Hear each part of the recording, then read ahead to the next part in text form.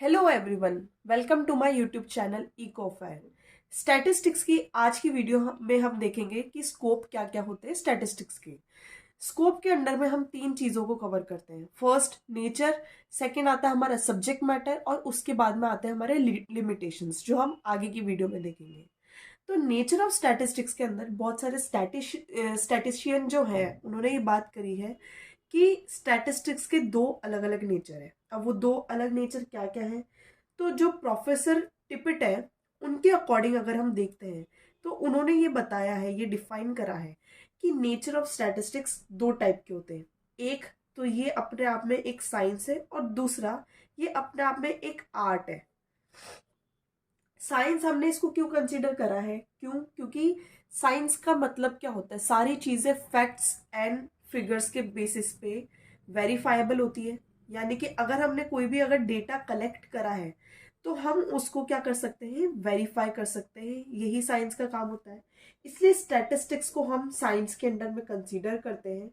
क्यों? क्योंकि ये सारे डेटा को सिस्टमैटिकली या फिर हम कह सकते हैं इन अ साइंटिफिक मैनर हमें कलेक्ट करके देता है, जिसके बेसिस पे हम हमारे फ्रूटफुल जो भी कंक्लूजन्स है वो ड्रॉ कर सकते हैं।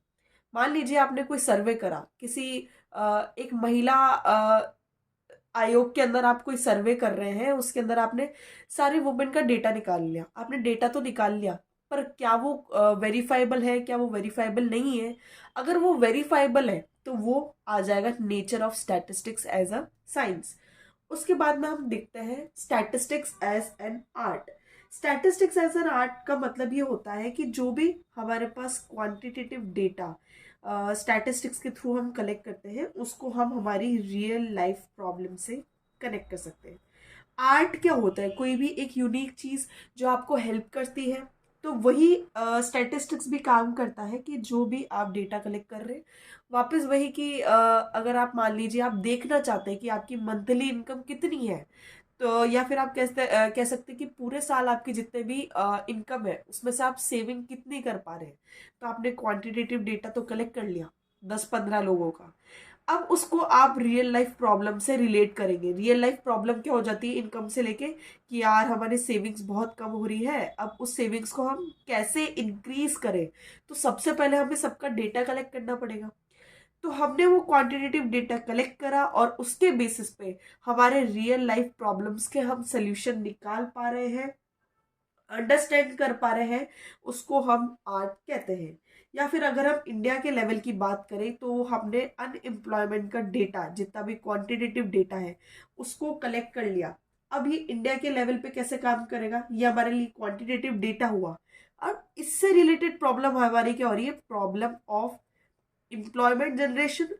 अब हमें देखना है कि हमारी कंट्री में अनएम्प्लॉयमेंट कितना है और उसके लेवल तक हमें कितना एम्प्लॉयमेंट लेकर जाना है, जिससे कि सारे पॉपुलेशन को एम्प्लॉयमेंट मिल सके। हर कंट्री ये चाहती है कि उसका पूरा यूथ जो है एम्प्लॉयबल हो जाए। वैसे ये वर्चुअली मतलब इन रियल लाइफ ये बहुत ज्यादा डिफिकल्ट सिचुएशन है, पर फिर भी हाइपोथेटिकली हम इसको समझ सकते हैं। तो नेचर ऑफ स्टैटिस्टिक्स हमारे पास क्या आ गई, स्टैटिस्टिक्स एज ए साइंस और स्टैटिस्टिक्स एज एन आर्ट। तो हमें ये देखना है कि स्टैटिस्टिक्स का सब्जेक्ट मैटर क्या होता है, मतलब कि इसको हम डाइवर्सिफाई करेंगे तो दो किस किस पार्ट में करेंगे। फर्स्ट हम करते हैं इसको डिस्क्रिप्टिव स्टैटिस्टिक्स के अंदर और दूसरा करेंगे हम इसको इन्फ्रेंशियल स्टैटिस्टिक्स के अंदर। जैसा कि वर्ड आप जानते हैं, डिस्क्रिप्टिव मतलब कि किसी भी टॉपिक को आप इलेबोरेट करके समझाने की कोशिश करते हैं तो वो डिस्क्रिप्टिव स्टैटिस्टिक्स बन जाता है। जैसे कि मान लीजिए स्टैटिस्टिक्स की बात है, तो आपको डेटा कलेक्शन करना है। अब आप डेटा कलेक्शन वेरियस मेथड से कर सकते हैं, फिर उसको आप प्रेजेंट करेंगे, फिर उसको आप एनालिसिस करेंगे। तो ये सारा प्रोसेस बहुत ज्यादा डिस्क्रिप्टिव प्रोसेस आ जाता है, टिल कि आप किसी कंक्लूजन पे ना आ जाए। जो कंक्लूजन वाला पार्ट है वो फिर आ जाता है हमारा इन्फ्रेंशियल स्टैटिस्टिक्स के अंदर। डिस्क्रिप्टिव में बस हम देखते हैं कि हाँ हमें इस सेक्टर का डेटा चाहिए, हम उस सेक्टर में जाएंगे, डेटा कलेक्ट करेंगे, उसको प्रॉपरली प्रेजेंट करेंगे, एनालिसिस तक करेंगे। ये आ जाता है हमारा डिस्क्रिप्टिव स्टैटिस्टिक्स।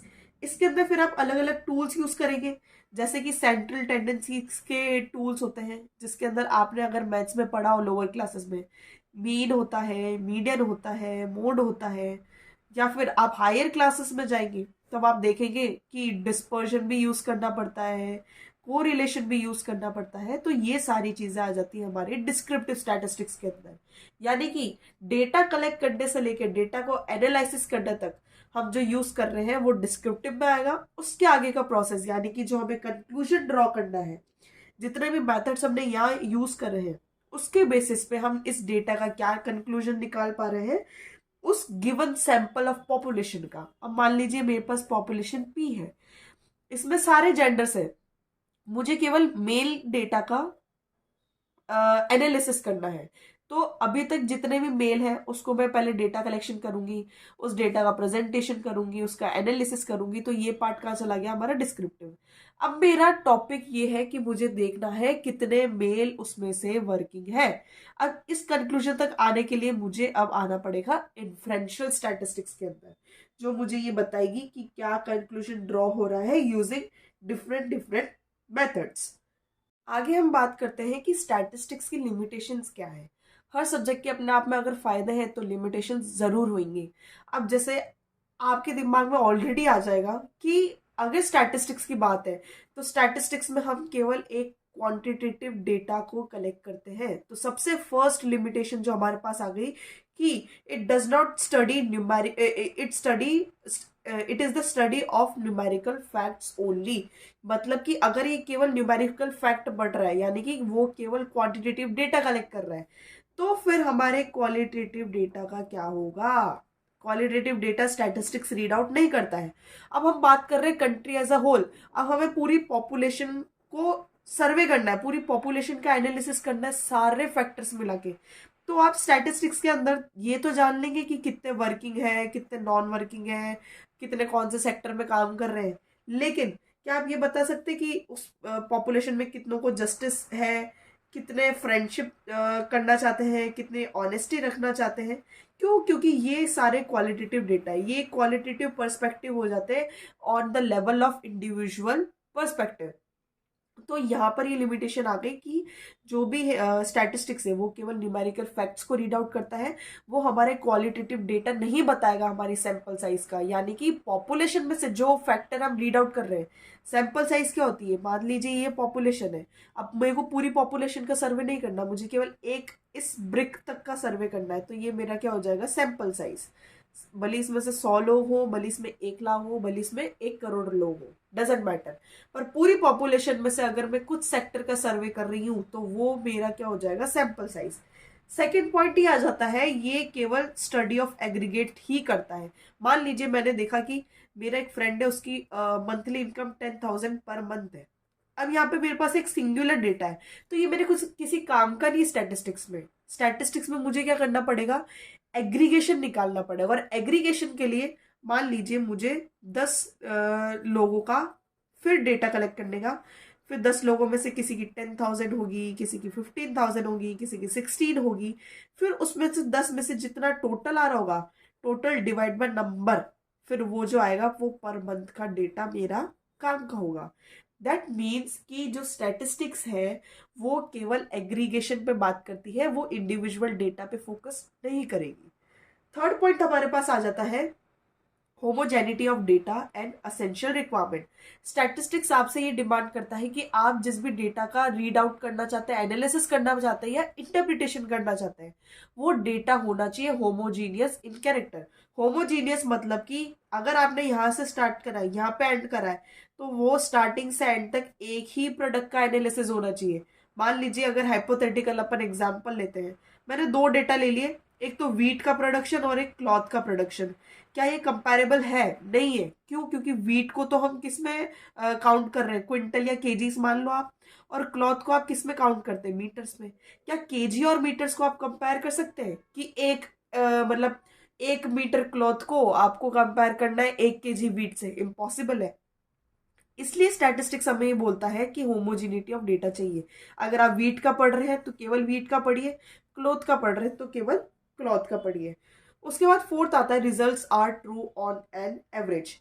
अभी जैसे कि हमने ऊपर बात करी थी, स्टैटिस्टिक्स पे बात करता है, तो जितनी भी हमारे पास स्टैटिस्टिकल फाइंडिंग्स आती है वो किस पे डिपेंड करेगी, that are to be true on an average. वापिस यही वाली एग्जांपल ले लेते, हमने 10 पीपल का एग्रीगेट इनकम निकाली। एग्रीगेट इनकम मान लीजिए मेरे पास आ रही है 4000 रुपीज पर मंथ। अब मैं उस बंदे से जाके पूछूं क्या तू 4000 रुपये महीना कमा रहा है, वो तो बोलेगा नहीं मैं तो 14,000 रुपये कमा रहा था। अब आप बोलेंगे यार अब मेरा डेटा तो फॉल्स हो गया। फॉल्स नहीं हुआ, क्यों? क्योंकि आपने रिजल्ट्स निकाले ऑन एन एवरेज। आप अगर एवरेज की बात करेंगे, उस 10 पॉपुलेशन को लेकर उसकी बात करेंगे, तो वो फैक्ट फाइल ट्रू होगी, नहीं तो नहीं होगी। फिफ्थ पॉइंट हमारा आता है विदाउट रेफरेंस रिजल्ट्स में प्रूव टू बी रॉन्ग। मान लीजिए मैंने डेटा तो निकाल लिया, पर मैंने ये तो देखा ही नहीं कि सर्कमस्टेंसेस क्या है, उसकी कंडीशंस क्या है। वापस आप ले ले एक एग्जाम्पल ए और एग्जाम्पल बी। मैंने देखा, एक मैं इंडस्ट्री में गई जिसका मंथली टर्नओवर 3 लाख है, फिर 2 लाख है, फिर 1 लाख है। और इसमें बी में क्या है, 1 लाख है, 2 लाख है और 3 लाख है। अगर आप इसका एवरेज निकालेंगे तो क्या आएगा, 6 लाख डिवाइड बाय 3, यानी कि 2 लैक्स। अब इसका भी एवरेज निकालेंगे तो क्या आएगा, 6 लाख डिवाइड बाय 3, वापस 2 लाख। तो आप तो बोलेंगे अरे इसका प्रोडक्शन इज इक्वल्स टू इसका प्रोडक्शन, यानी कि example A equals to example B, यानी कि दोनों कहीं ना कहीं मार्केट में इक्वली स्टैंड कर रहे हैं। पर मैं बोलूंगी नहीं। तो वो नहीं कैसे आया, क्यों? क्योंकि अगर आप ये देखें एग्जाम्पल ए में, इसका प्रोडक्शन एक डिक्रीजिंग लेवल पर है, जबकि प्रोडक्शन बी एक इंक्रीजिंग लेवल पर है। तो हम ये कैसे भूल सकते हैं कि एक तो इंक्रीज हो रहा है और एक डिक्रीज हो रहा है, यानी कि एक तो प्रोग्रेस में है और एक डिक्लाइनिंग में है, जबकि एवरेज तो हमें दोनों सेम ही दे रहे हैं। इसलिए हमें बहुत ज्यादा ध्यान रखना पड़ता है कि रेफरेंसेस अपन यूज करें टू ड्रॉ द कंक्लूजन या फिर फाइनल सोल्यूशन तक आने में। उसके बाद आता है it can be used only by experts. Statistical department क्यों बनाया गया? इंडियन स्टैटिस्टिकल इंस्टीट्यूट है हमारे यहाँ पे, इंडियन स्टैटिस्टिकल ऑफिसर्स होते हैं। आप किसी कंपनी में जाएंगे, मैं बोलूँ कि मेरे को स्टैटिस्टिक्स आती है, मेरे को जॉब नहीं देंगे। क्यों? क्योंकि मैं अभी तक एक्सपर्ट नहीं हूँ, शायद। क्यों? क्योंकि मेरे पास स्टैटिस्टिक्स की डिग्री नहीं है। अब जिनके पास स्टैटिस्टिक्स में एक्सपर्टीज है, या फिर आप कह सकते हैं उनको सॉफ्टवेयर आते हैं स्टैटिस्टिक्स के, SPSS आता है, डेटा कलेक्शन आता है, डेटा एनालिटिक्स आता है उनको, एक्सेल में वो बहुत अच्छे हैं परफॉर्म करने में, सारे टूल्स एंड टेक्निक्स उनको यूज करने आते हैं, तो वो एक्सपर्ट क्या लेंगे। और स्टैटिस्टिक्स में हम केवल एक्सपर्ट्स को ही लेंगे। क्यों? क्योंकि ये बहुत ज्यादा टेक्निकल सब्जेक्ट हो जाता है, आपको हर पॉइंट पे आपको न्यूमेरिकल सॉल्व करने पड़ते हैं। तो कहीं ना कहीं हर कोई किसी पे रिलाय नहीं करता है स्टैटिस्टिक्स के मामले में। इसलिए इसको केवल हम एक्सपर्ट्स के द्वारा ही यूज करें तो अच्छी चीज रहेगी, जिनके पास स्पेशल नॉलेज है। नहीं तो हमारे पास डिजास्ट्रस कंक्लूजन्स आ सकते हैं। अगर आप कंट्री एज अ होल देख लो, मैं कहूँ कि नहीं, मैं ISI से पास आउट लोगों को नहीं ले रही, मैं तो किसी भी कॉलेज में जिसने भी BCom या इकोनॉमिक्स की डिग्री ले रखी है उनको, उनसे करवा देती हूँ। वहाँ शायद डेटा गलत आपका गलत आ जाए। क्यों? क्योंकि जितनी नॉलेज शायद इनको है उनको ना हो कंपैरेटिवली, इसलिए हमेशा एक्सपर्ट्स का ध्यान हमें रखना पड़ता है। सेवंथ आता है प्रोन टू मिसयूज। अब ये देख लीजिए कि स्टैटिस्टिक्स का जो मिसयूज है वो बहुत ज्यादा कॉमन है। क्यों? क्योंकि जो हमारे पास प्री ड्रॉन कंक्लूजन्स निकल के आते हैं वो उसके फेवर में आ सकते हैं। मान लीजिए मैंने पूरा स्टैटिस्टिक्स जितना भी मेरा पॉपुलेशन था, मैंने अभी तक उसका पूरा एनालिसिस नहीं करा, उससे पहले ही मैंने उसका कंक्लूजन दे दिया। ये क्या हो गया? इसका स्टैटिस्टिक्स का मिसयूज। क्योंकि मेरे पास पूरा डेटा है, मेरी मर्जी मैं उसको कैसे मैनिपुलेट कर रही हूँ, मैं कैसे मैनिपुलेट नहीं कर रही हूँ। अगर मैंने मेरे लेवल तक डेटा कलेक्ट करा है तो किसी को पता ही नहीं है कि मैंने डेटा कहाँ से कलेक्ट कर रहा है। तो यहाँ पर ये स्टैटिस्टिक्स का मिसयूज हो जाता है। नेक्स्ट जो टॉपिक, या फिर हम कह सकते हैं इस चैप्टर का जो लास्ट टॉपिक है, वो है कि स्टैटिस्टिक्स के फंक्शंस और इम्पोर्टेंस क्या है। हम इसको अलग अलग नहीं पढ़ते, क्योंकि जो उसके फंक्शन है वो इसके इम्पोर्टेंस बन जाते हैं, और जो इसकी इम्पोर्टेंस है वही फंक्शन बन जाती है। टोटल अपने पास 7 पॉइंट्स है। फर्स्ट है quantitative expression of economic problems. ये इसकी इंपॉर्टेंस भी, ये इसकी फंक्शन भी। कैसे? क्यों? क्योंकि स्टैटिस्टिक्स क्वांटिटेटिव डेटा पे बात करता है, ये इसकी फंक्शन हो गई। पर quantitative expression of economic problem ये इसकी इंपॉर्टेंस हो गई। अब समझ गए कैसे इसको हम अलग अलग नहीं पढ़ते हैं, साथ में पढ़ेंगे, ज्यादा बेनिफिशियल रहेगा।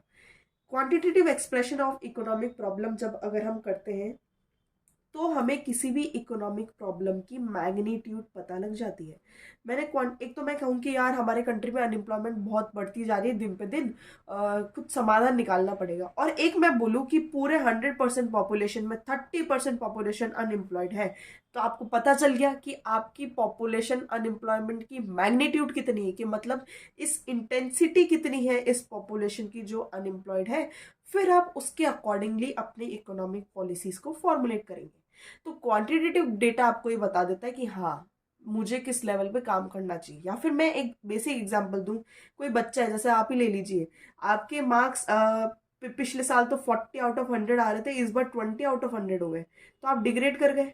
या फिर अभी आपकी 80 आउट ऑफ 100 आ रहे हैं और आपकी इंक्रीज होकर 90 आउट ऑफ 100 हो जाए, तो यहाँ आप देख रहे कि यार मैं तो बहुत ज्यादा पुअर परफॉर्मेंस होती जा रही है मेरी, और यहाँ मैं हाँ अच्छा पढ़ रहा हूँ। तो आपने खुद ने एनालिसिस कर लिया क्वांटिटेटिव डेटा के बेसिस पे कि आप कहाँ स्टैंड करते हैं। एक तो आप बोल दो कि नहीं मैं पढ़ाई नहीं करता, और एक आप बोल दो कि मैं तो बहुत अच्छा पढ़ता हूँ। दोनों में डिफरेंस आ गया कि बहुत अच्छा कैसे पढ़ रहा हूँ और बहुत गंदा कैसे पढ़ रहा हूँ। सेकंड स्टैटिस्टिक्स हमें ये बताती है कि इंटरसेक्टोरल और इंटरटेम्पोरल कंपैरिजंस किए जा सकते हैं। हाँ आपके लिए पहली बार आप टर्म सुन रहे होंगे, पर डोंट वरी। इंटरसेक्टोरल मतलब कि वर्ड्स को पकड़िए, सेक्टोरल मतलब कि सेक्टर्स हो गए इन द इकोनॉमी। टेम्पोरल का मतलब क्या हो जाता है हमारा, इंटर टेम्पोरल मतलब कि दो किसी चीज में हम कंपैरिजन करेंगे, पर टेम्पोरल क्या हो जाती है, टाइम हो गई। ठीक है, तो इंटरसेक्टोरल मतलब कि हम दो सेक्टर में देखेंगे, दो या दो से ज्यादा सेक्टर। और इंटर टेम्पोरल मतलब हम दो या दो से ज्यादा अधिक टाइम का कंपैरिजन करेंगे। तो इंटरसेक्टोरल डिवीजन कैसे हुआ, मान लीजिए कि मुझे देखना है कि किस कौन सी इंडस्ट्री कितना काम कर रही है। तो हमारी इकोनॉमी में 3 टाइप की इंडस्ट्री होती है, प्राइमरी इंडस्ट्री, सेकेंडरी इंडस्ट्री और टर्शरी इंडस्ट्री। मैंने यहाँ पे इकोनॉमी को सेक्टर में डिवाइड कर दिया, तो ये मेरा क्या हो गया, सेक्टोरल डिवीजन या इंटरसेक्टोरल कंपैरिजन। अब मैं इंटर टेम्पोरल बोलूँ, अब मैं जानना चाहती हूँ कि मेरी प्रोडक्शन किस सीजन में कितनी अच्छी है। एक मैं ले लेती हूँ समर का, एक मैं ले लेती हूँ विंटर का, एक मैं ले लेती हूँ ऑटम का। तो अब यहाँ देखें इंटरसेक्टोरल और इंटर टेम्पोरल कंपेरिजन कैसे करेंगे।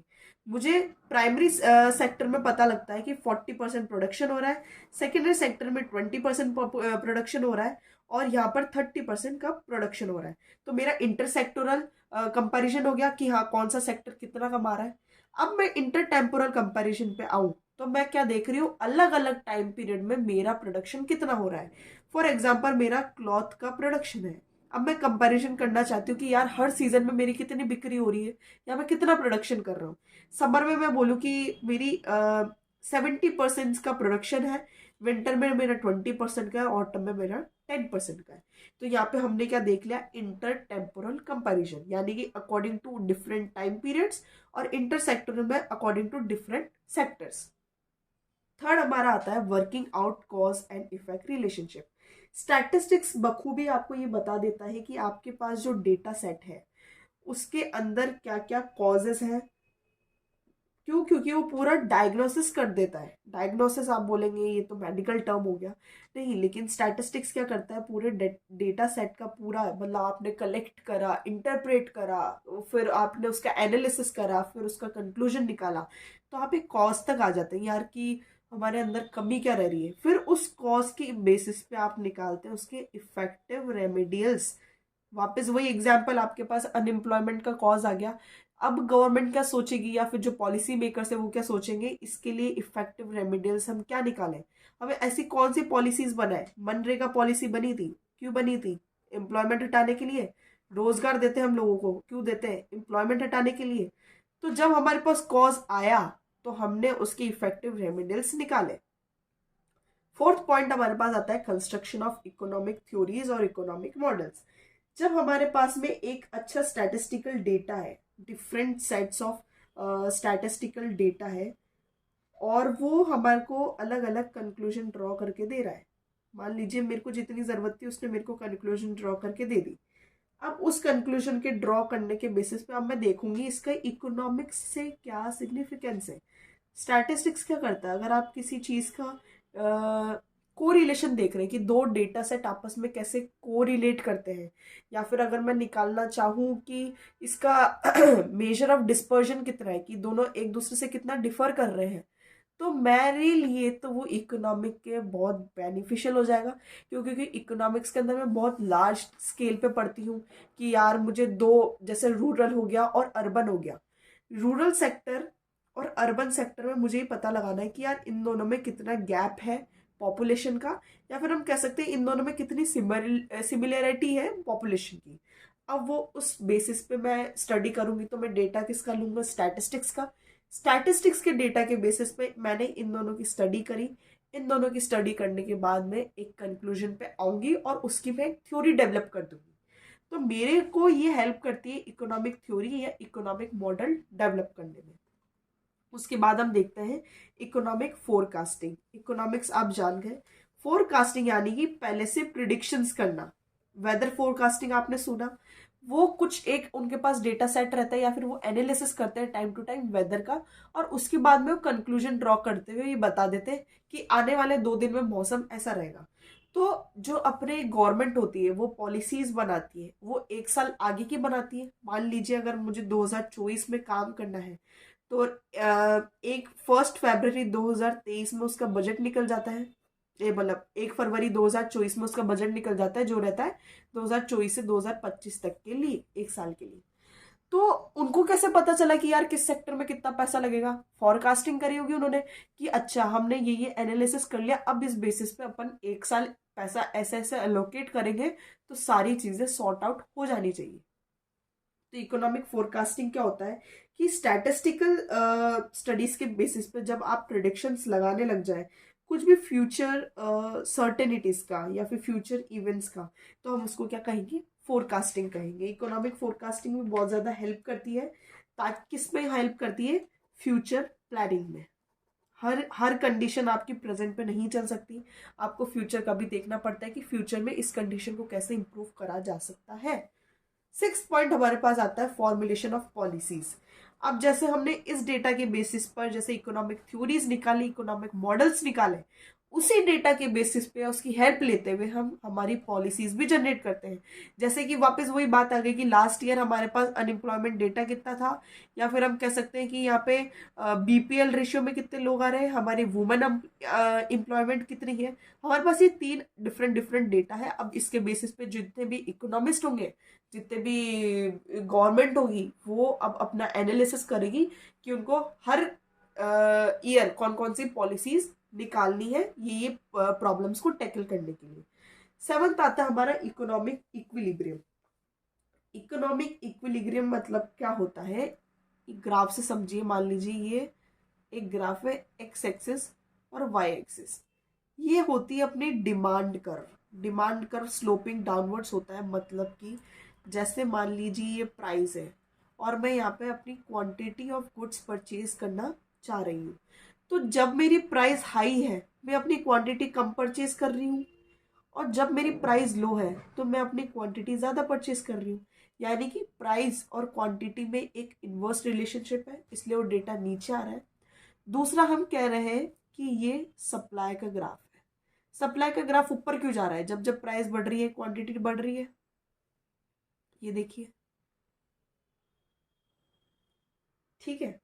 तो यहाँ पे ये मतलब क्या हुआ कि जब जब आप प्राइस को बढ़ाते जाएंगे सप्लाई बढ़ती जाएगी।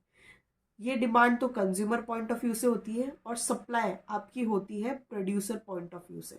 अगर आप प्रोड्यूसर हो, आप क्या चाहोगे, मार्केट में प्राइस बढ़ रहा है प्रोडक्ट का, लो और प्रोडक्शन करते हैं अपन, ज्यादा कमाएंगे, ज्यादा सेल्स करेंगे, ज्यादा प्रॉफिट निकालेंगे। अब हम देखते हैं इक्विलिब्रियम पोजीशन क्या होती है। ये वाली पोजीशन मतलब कि जहाँ पे हमारा डिमांड और सप्लाई का ग्राफ इंटरसेक्ट करता है, वो होती है इक्विलिब्रियम पोजीशन। इक्विलिब्रियम मतलब कि बीच का, यानी कि सप्लाई इक्वल्स टू डिमांड। जब मार्केट में सप्लाई इक्वल्स टू डिमांड हो जाए, या फिर कोई भी दो फैक्टर एक पॉइंट पे आके जुड़ जाए, उसको हम इक्विलिब्रियम पॉइंट कहते हैं मार्केट का। तो इससे हमें पता लग सकता है इक्विलिब्रियम, इकोनॉमिक इक्विलिब्रियम से कि कंज्यूमर का सेटिस्फेक्शन कितना हो रहा है, या फिर हम कह सकते हैं कि प्रोड्यूसर का सेटिस्फेक्शन कितना हो रहा है। तो ये सारे थे कि स्टैटिस्टिक्स के फंक्शंस क्या होते हैं और इम्पोर्टेंस क्या होता है। इसी के साथ हमारा स्टैटिस्टिक्स का फर्स्ट चैप्टर कंप्लीट होता है। अगर अभी भी आपको कोई डाउट है तो आप कमेंट सेक्शन में बता सकते हैं, या फिर you can join my Telegram channel, link मैं आपको डिस्क्रिप्शन में प्रोवाइड कर दूंगी। Thank you.